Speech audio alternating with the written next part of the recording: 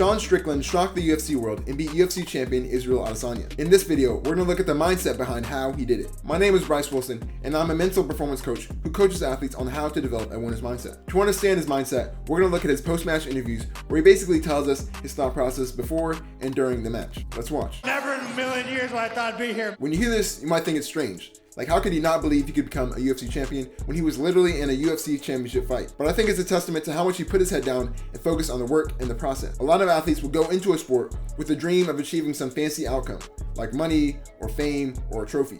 But Sean didn't do that. He actually got into fighting to escape and deal with some trauma. So although he probably would have liked to become a UFC champion, he didn't get into the sport for a trophy. He just put his head down and worked every day. The majority of my friends, he's beat pretty easily. Then he gives props to his opponent. If you don't show sportsmanship, that means you don't respect your opponent. And when you don't respect your opponent, you won't prepare or focus enough to get the job done. Man, I was even kind of down on myself at times. Again, this might sound weird because you think that a champion would have ironclad belief and not be fazed by anything. But a little doubt is good, although you should still primarily believe in yourself. I'd say the 80-20 rule works here. You should have 80% belief that you'll win, but still have a healthy 20% belief that you could lose. And why is that doubt useful? Because if you believe there's even a chance of you losing, how much harder will you try and how much more effort will you give? But if you think there's no chance you're going to lose, you're not going to try as hard because you don't respect your opponent, and you'll be vulnerable to a rude awakening. I work my off. I give up so many brain cells to the MMA gods every day. Sean was fighting a UFC champion, arguably a UFC GOAT, and going into the fight he was a major underdog. Yet he completely dominated the fight and made it look easy. Well, there's no secret. You have to put in the work. That's where your skill and confidence comes from. You have to fully believe that you worked harder than your opponent,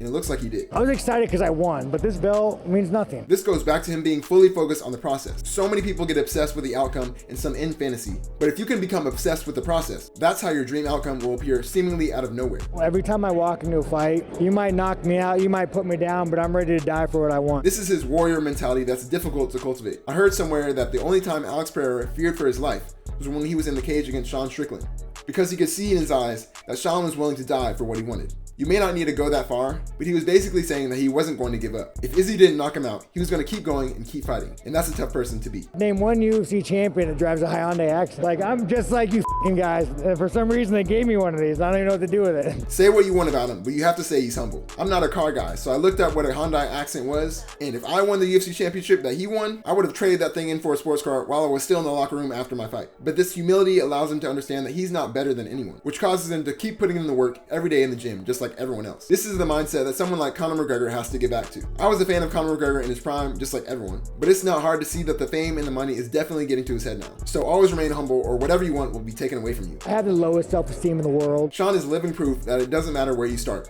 If you put in the work, you can get anywhere. I've heard a little bit about his story, and I know he suffered some psychological abuse from his father. So you know he started with extremely low confidence, but he kept working and kept moving forward. It took him 20 fights in the UFC, plus who knows how many fights before that, countless hours in the gym, and years upon years. But look at him now. He's on top of the world as the UFC champion. I think I'm one of the best strikers in the world. To have the confidence to say that, you have to put in the hours upon hours. Although he might have had a healthy dose of doubt, as you can see, his majority belief was in himself and his ability. And you only get there by doing the work. I box guys that most MMA guys can't hang with for, 5 rounds. I'll go 12 rounds with any world-class boxer. So I just put in the work. There you go. Telling you verbatim how he was able to have the confidence to say that he was one of the best strikers in the world. He put in the work. I'm landing Monday. I'll be in for sparring on Tuesday, guys. That's why I always work hard. People ask about the secret to his stamina and how he got to where he is. And that's how, right there. Within days of him accomplishing his dream and becoming champion, he'll be right back in the gym. That's the secret. And that's proof that he focuses on the process and not the result. This sport is what I love. This belt means nothing. Having passion for what you do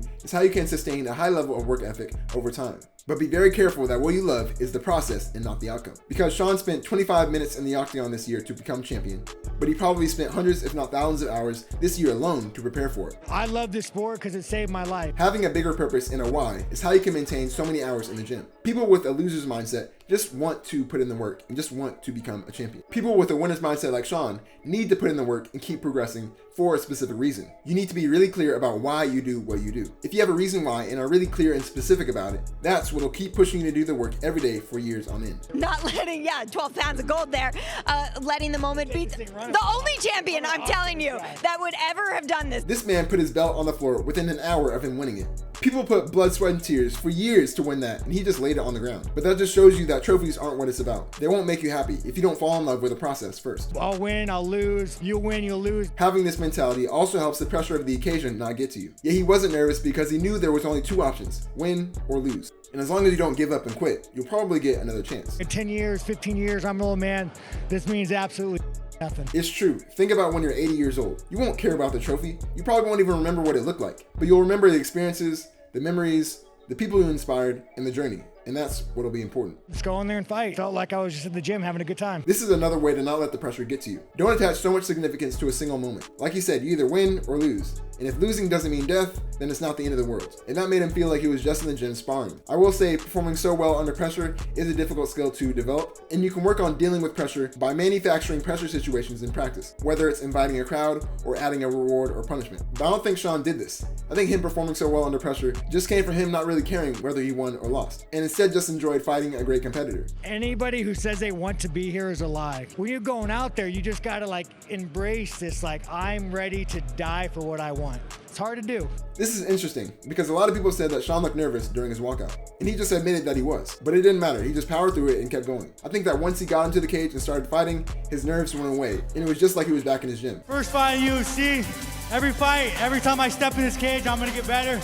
I'm gonna make this my home. This interview wasn't after the fight, but I just thought it was cool because it showed where he started. This was literally his first fight in the UFC, and he said he was gonna keep getting better and make UFC his home, which he did. Here's some more clips of his interviews throughout his career, which show that it wasn't overnight, but that if you have the winner's mindset and keep moving forward, you might not win now, but you will eventually. I'm my worst critic. I'll watch the footage, and I'll be mad at everything I did, and we'll go back to the drawing board and just get better. I just love being a UFC fighter. Like every day I wake up and I'm grateful. I'm grateful for Dana White. I'm grateful for the fans. So it doesn't matter who it is. As long as I'm in that octagon, man, I'm happy. So that's why I think he won UFC 293 and beat Israel Adesanya. Why do you think he won?